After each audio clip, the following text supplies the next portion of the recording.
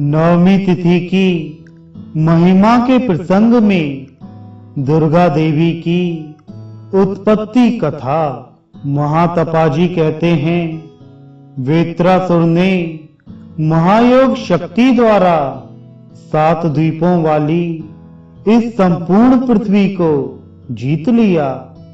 बाद में कालकेयों को जीतने के लिए उसने मेरू पर्वत पर चढ़ाई की। जब वह असुर इंद्र के पास गया तो वे भय से वहां से भाग गए। अग्नि ने तो उसे देखते ही अपना स्थान छोड़ दिया। ऐसे ही यम, निकृति और वरुण ये सबके सब उसके आने पर अपने स्थान से हटते गए। अंत में इंद्र प्रभृति को साथ लेकर वरुण देवता वायु देवता के सन्निकट गए। फिर पवन देव भी इंद्र आदि समस्त देवताओं के सहित धनाध्यक्ष कुबेर के पास पहुंचे। शंकर जी कुबेर के मित्र हैं, अतः धनाध्यक्ष कुबेर देवताओं को साथ लेकर शंकर जी के पास पधारे। राजन, इतने में बलाभिमानी वेत्रासुर भी गदा लिए हुए कैलाश पर जा पहुंचा। इधर भगवान शिव उसे अवध समझकर देवताओं के साथ ब्रह्मलोक पहुंचे थे। वहां पुण्य कर्म करने वाले बहुत से देवता और सिद्धों का समाज उनकी स्तुति कर रहा था। उस समय जगत की रचना करने में कुशल ब्रह्मा जी भगवान विष्णु के चरण से प्रकट हुई गंगा के पावन जल में प्रविष्ट होकर क्षेत्रज्ञ परमात्मा की माया गायत्री का नियम पूर्वक जप कर रहे थे। अब देवता बड़े जोर से चिल्लाकर कहने लगे, प्रजाओं की रक्षा करने वाले भगवान, हमें बचाइए। वेत्रासुर से हम समस्त देवता और ऋषि अत्यंत भयभीत हो गए हैं। आप हमारी रक्षा करें, रक्षा करें। देवताओं के इस प्रकार पुकार मचाने पर ब्रह्मा जी की दृष्टि वहां आए हुए उन देवताओं की ओर गई। वे सोचने लगे, अहो, भगवान नारायण की माया बड़ी विचित्र है। इस विश्व का कोई भी स्थान उससे रिक्त नहीं है। असुरों और राक्षसों से भला मेरा क्या संबंध? वे इस प्रकार अभी चिंतन कर ही रहे थे कि तब तक वहां एक अयोनिजा कन्या प्रकट हो गई। उसका शरीर श्वेत वस्त्रों से सुशोभित हो रहा था। उसके गले में माला तथा मस्तक पर किरीट उद्भासित हो रहा था। उसकी कांति अत्यंत उज्जवल थी तथा उसकी 8 भुजाएं थीं, जिनमें क्रम से शंख, चक्र, गदा, पाश, तलवार, घंटा और धनुष ये दिव्य आयुध सुशोभित हो रहे थे। वह देवी तुड़ीर आदि अन्य सभी युद्धोपकरणों से भी सुसज्जित होकर जल से बाहर निकल पड़ी। वह महायोगेश्वरी पर ब्रह्म परमात्मा की शक्ति सिंह पर समासीन थी। अब सहसा वह अनेक रूप धारण कर सभी असुरों के साथ युद्ध करने लगी। उस देवी में अपार शक्ति थी। उसके पास बहुत से दिव्य अस्त्र थे। इस प्रकार देवताओं के वर्ष से यह युद्ध 1000 वर्षों तक चलता रहा और अंत में इस संग्राम में देवी द्वारा भयंकर वेत्रासुर मार डाला गया। अब देवताओं की सेना में बड़े जोर से आनंद की ध्वनि होने लगी। उस दैत्य की मृत्यु हो जाने पर सभी देवता युद्ध भूमि में ही भगवती आपकी जय हो कहकर स्तुति प्रणाम करने लगे। साथ ही भगवान शंकर ने उनकी इस प्रकार स्तुति की। भगवान शंकर बोले, महामाए महाप्रभे गायत्री देवी आपकी जय हो। महाभागे आपके सौभाग्य बल आनंद सभी असीम हैं। दिव्य गंध एवं अनुलेपन आपके श्री अंगों की शोभा बढ़ाते हैं।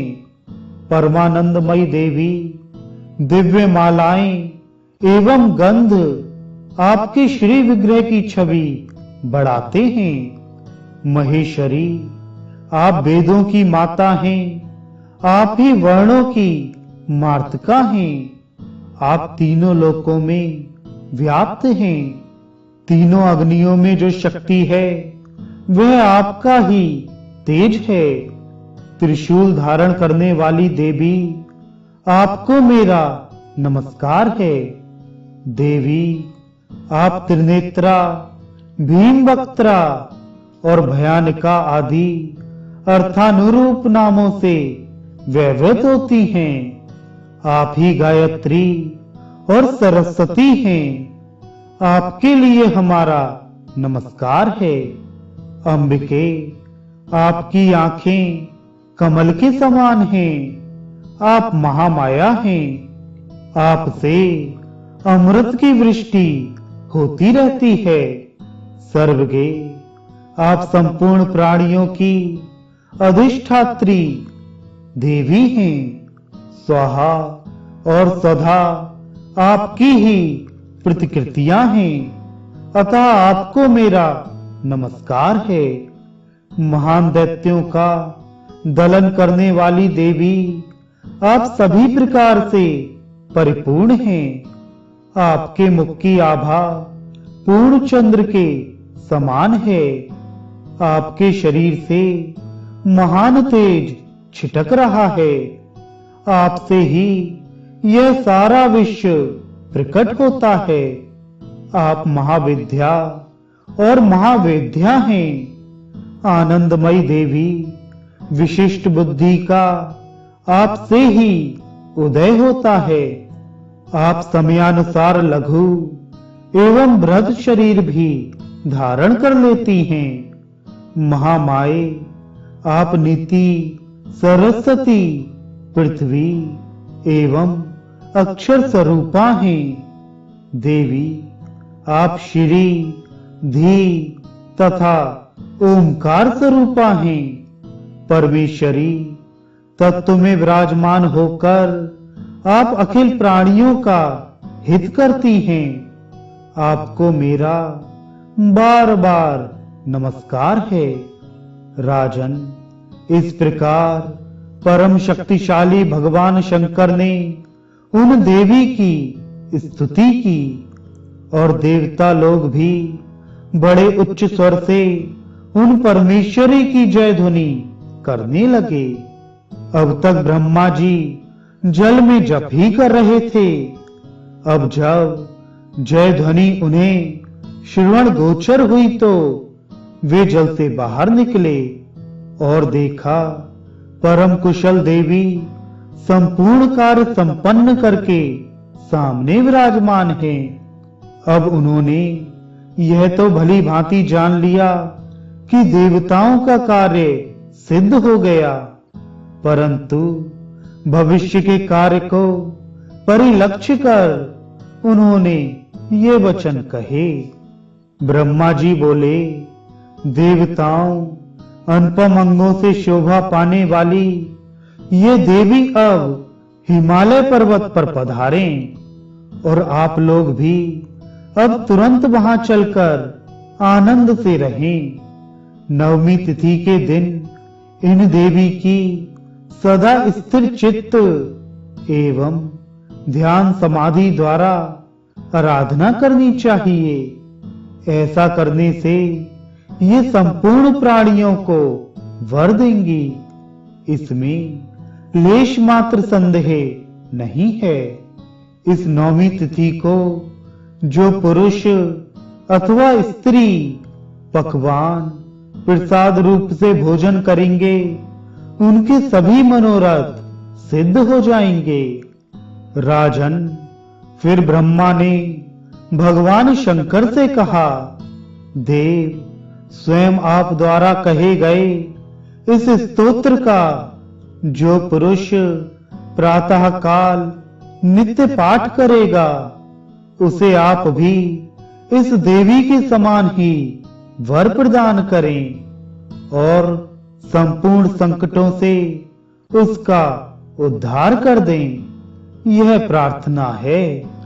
इस प्रकार भगवान शंकर से कहकर उन्होंने पुनः देवी से कहा, देवी, आपके द्वारा यहाँ कार्य संपन्न हुआ, किंतु अभी हमारा एक दूसरा बहुत बड़ा कार्य शेष है।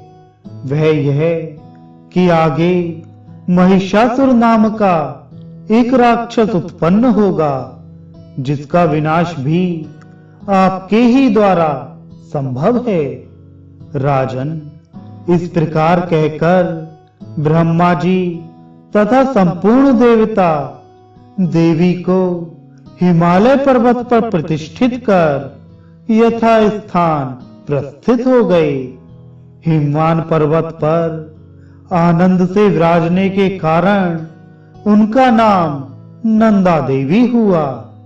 जो व्यक्ति भगवती के इस प्रकट होने की कथा को स्वयं पढ़ेगा अथवा सुनेगा, वह संपूर्ण पापों से मुक्त होकर कैवल्य मोक्ष का अधिकारी होगा।